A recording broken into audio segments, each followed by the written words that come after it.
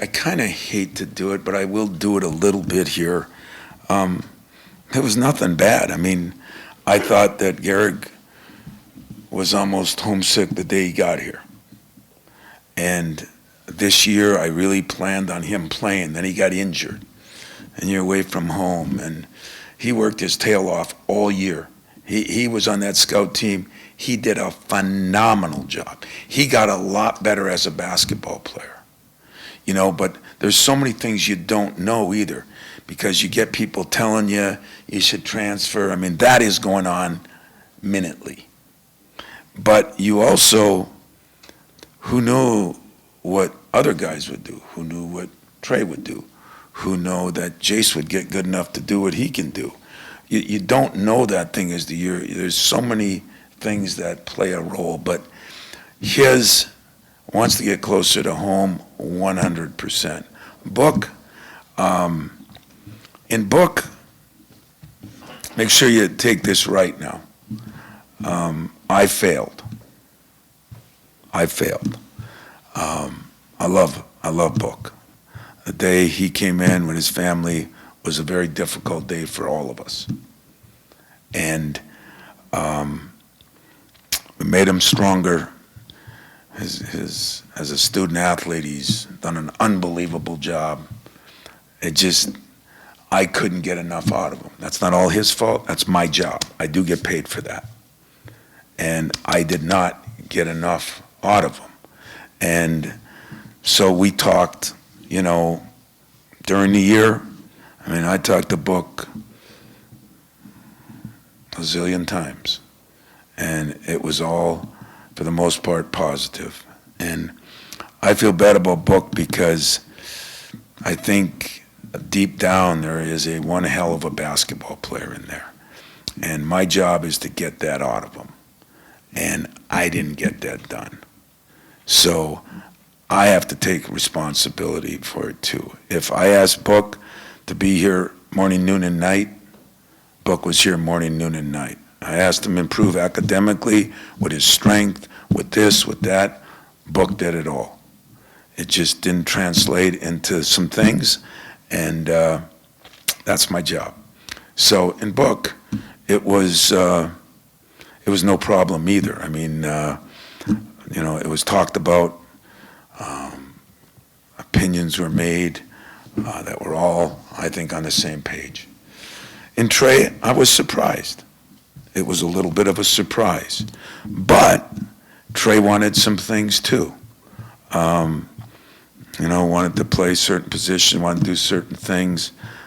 We can't be ripping Trey, and I've talked to some of you about, you know, then moms get involved and dads get involved and things happen. Nobody knows anything. Nobody really ever asked me before today. I don't know if you asked Trey. We just rip them. And I think that was ridiculous. I think there was a lot more to it all the time. But what I do want to say is I also know, positively know, that people are talking to people all year long. If that happens on my staff, people will be gone. But it's not only staffs. It's the fact that we've opened it up to what we call NIL agents, which are non-certified. Some are good, and some are not good. But when you're trying to play in a season and people are in your ear, it'd be like you guys trying to write and make decisions on other things. It's very difficult. So, was I as happy that Trey left? Was I surprised? I was. But would anything surprise me right now? No. I mean, I go home and check to see if my kids were in the transfer portal. Thank God they haven't gone yet. Would anything surprise me? It wouldn't. It's not funny either. Nothing would surprise me. But I just think that in that case, I completely understood two of them.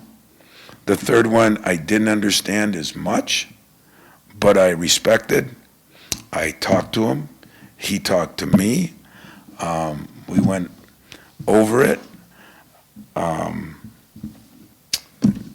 And that's kind of the way it is. And just like I did with every player that looked to go pro, whether it be Jace, whether it be guys throughout the years.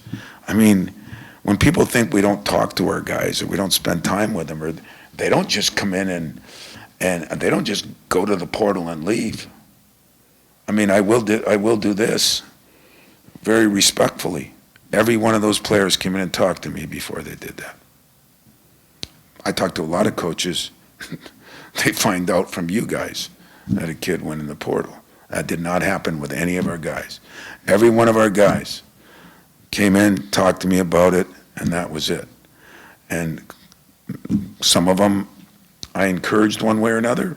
Some of them I tried to talk to about it. And for all of them, there's usually a variety of reasons. It's not usually one reason. The only thing that I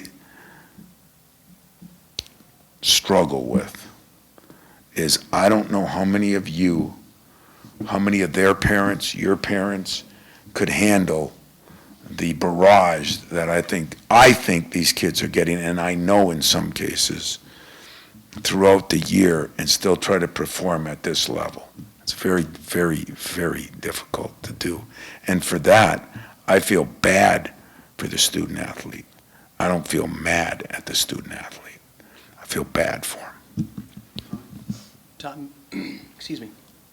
When you stand here and you talk about judges and lawyers and politicians being involved in the changes, what does that say about the state of the NCAA, that that's where you have to sort of draw solutions? And I'm also curious what conversations have been had that you're privy of at the NCAA level to change some of these things.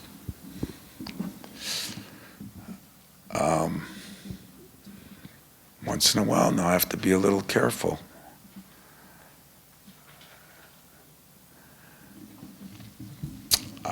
I was on the National Basketball Coaches Association for 20 years, I think. I felt like I put in my time with a couple other guys that we really spent extra time over the maybe 8 years that you're normally on it. And I think that I don't think there was a great job done. But I'm not there on a daily basis either. So it's hard to throw stones at something that I don't know what went on there over the years. I don't know who put their head in the sand. I don't know who didn't do their job. And I don't know if it was inevitable and it just the way it worked. I really don't know that. I just know that there wasn't enough conversation about these things, in my humble opinion. So I can't condemn or condone. I just, like everything else, you see the end results, and somebody, I think, semi-dropped the ball. Could have been me. Could have been us coaches. Could have been the coaches in the meeting. It could have been administrators. Could have been NCAA. Could have been our government. I don't know. But I just know this. When you're in a profession and a large majority of your profession, I don't say my profession's a basketball coach, I look at it more, my profession is coaching, teaching. That's what my profession is. And I can't find a lot of people that think this is really good. Then it's probably not really good. I wish I was good enough, smart enough, big enough that I could figure out the problems. Because I can't. I don't have the answers. I just have the answers for what I need here. I don't have the answers what would be best. And I can only talk to my players morning, noon, and night. I can talk to them about what I think the value of an education is, the value at playing at a place like Michigan State is, the value of how that is going to help you for 50, 60 years and not just 1 or 2 years. That's all I can do. And if that ever changes where nobody's listening, then I'll join Fred. And if it does change, then I'll be happy I stayed in it and helped thousands and thousands of kids.